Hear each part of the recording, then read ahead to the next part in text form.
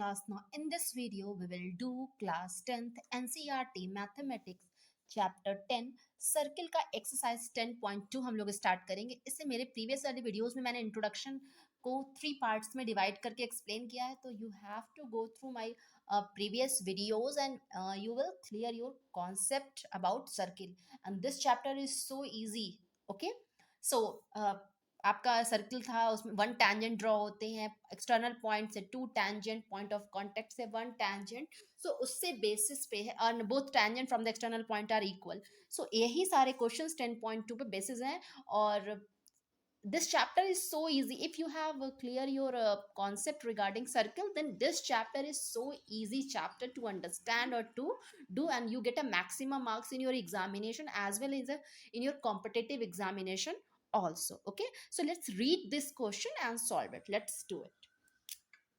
From a point of contact q, ये question number 2 का diagram है। So from a point q, ये q point है, the length of tangent to a circle, जो circle पे tangent draw होता है वह 24 सेंटीमीटर है, and the distance of q from the centre, q से सेंटर पे जो डिस्टेंस है वो 25 सेंटीमीटर है। तो रेडियस निकालनी है हमें रेडियस निकालनी है। बहुत इजी है, एमसीक्यू का क्वेश्चन है। रेडियस हमेशा टेंजेंट के साथ परपेंडिकुलर ड्रॉ होती है। अगर परपेंडिकुलर ड्रॉ होगी तो this becomes a right angle triangle. So in triangle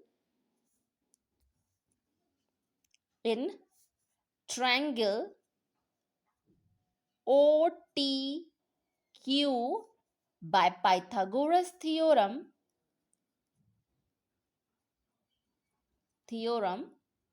मैं यहाँ बहुत अच्छे से समझा रही हूँ, इसलिए थोड़ा सा इलॉबरेट करके बता रही हूँ। एमसीक्यू है तो आप बहुत जल्दी से कर सकते हैं। सो यहाँ पे हाइपोटेन्यूज का स्क्वायर, तो परपेंडिकुलर के सामने वाला हाइपोटेन्यूज का square is equal to perpendicular का स्क्वायर प्लस बेस का स्क्वायर। ओके, परपेंडिकुलर का स्क्वायर अपॉन बेस का square.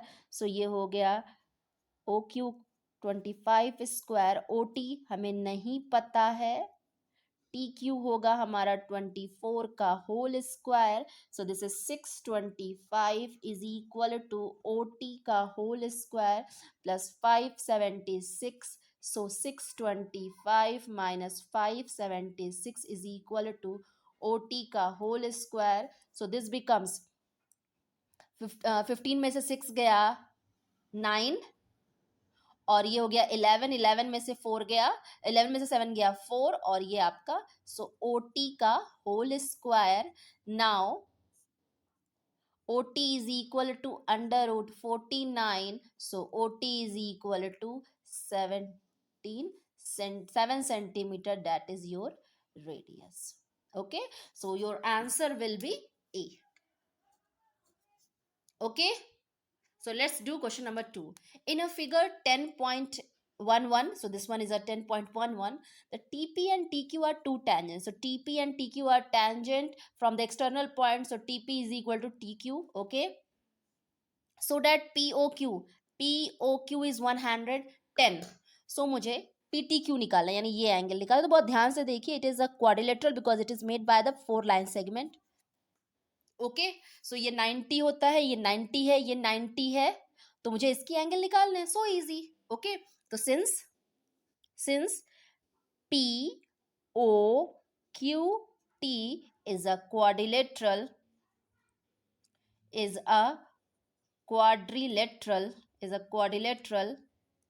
POQT is a quadrilateral, angle OPT plus angle OQT plus angle POQ plus angle PTQ is equal to 360 degree.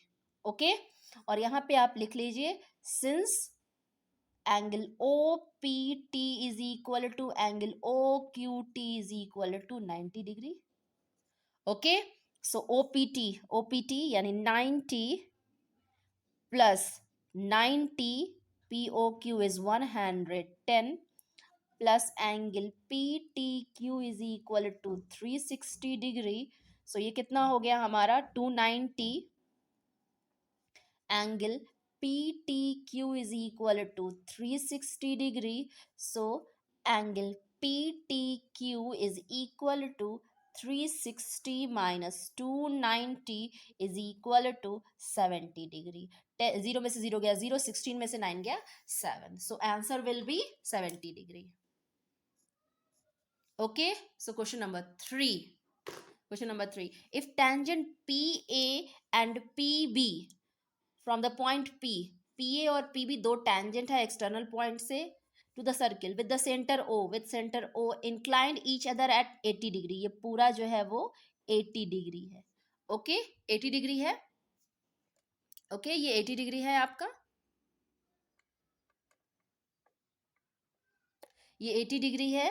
Okay, अब इन्होंने क्या कहा कि POA निकालिए. POA, मुझे ये एंगल निकालना. Look at this. So a tangent PA and PB are a tangent, और इन्होंने कहा ये पूरा एंगल, ये पूरा 80 है. और हमने अभी थ्योरम, आप जब इंट्रोडक्शन पार्ट 3 में देखेंगे तो जहां मैंने एक थ्योरम प्रूफ किया होगा, the length of the tangent from the an external point to a circle are equal. External point से जो टेंजेंट जाता है वो इक्वल होता है. वहां मैंने ये भी प्रूफ किया था कि जो लाइन सेंटर से आती है टेंजेंट के एंगल पे, वो हमेशा क्या करती है, बाइसेक्ट करती है. तो ये एंगल और ये एंगल बराबर होगा. ओके, तो हम उससे इसको निकाल लेंगे. ये 40 हो जाएगा, ये 90 होता है, तो ये हमारा 50 डिग्री होगा. लेकिन इसको निकालने का तरीका देखते हैं. सबसे पहले हम सॉल्यूशन इसका करते हैं. तो सॉल्यूशन करने के लिए अब ओके, लग रहा मुझे दोबारा ये करना पड़ेगा, लेकिन ज़रूरत नहीं थी.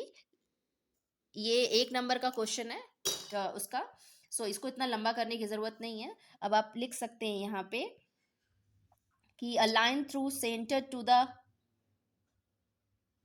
OR bisect angle since OR not, this is OP, since OP bisect OP bisector of angle APB, angle APB का वो क्या है, बाइसेक्टर है. So angle OPA is equal to OPB is equal to 40 degree होगा. ये 40 degree होगा. सो अगर ये 40 होगा in triangle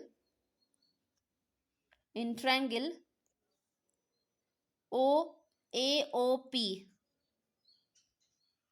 in triangle AOP angle OAP plus angle AOP plus angle OPA is equal to 180 degree. Because angle है, और यहाँ पे since angle OAP is equal to 90 degree, because ये 90 डिग्री होगा ना, क्योंकि रेडियस टेंजेंट के साथ हमेशा 90 डिग्री का एंगल बनाता है. तो यहाँ पे हो गया 90 डिग्री. इसकी वैल्यू हमारे पास हमें पता करनी है. AOP और PO कुछ भी आप लिख सकते हैं.